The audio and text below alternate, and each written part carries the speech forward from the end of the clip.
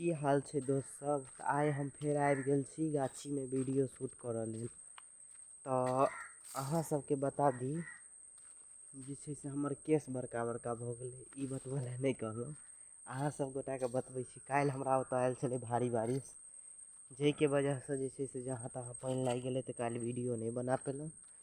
आइ फेर एलहुँ हैं गाछी में वीडियो बनाबऽ लए, तऽ सूर्य भगवान परेशान करै छथिन। वीडियो में देखै छियै लाइट आबि रहल छै चारू पाछूसँ, किया तऽ काल्हि वर्षा भेल छलै, तऽ आइ रौद छै एकदम कड़गर।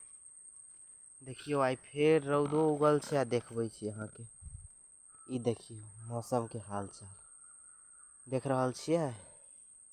तऽ हमरा बुझा रहल अइ कि आइ फेर हैत घमासान बारिश, हेबेटा करत, ई बात बुझल छै हमरा।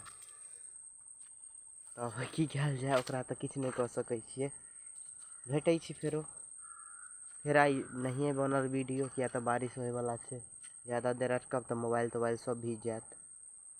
भेटै छी फेरसँ नवका वीडियो में, तब तक के लिए हमरा दिअ इजाज़त। जय मिथिला, जय मैथिली।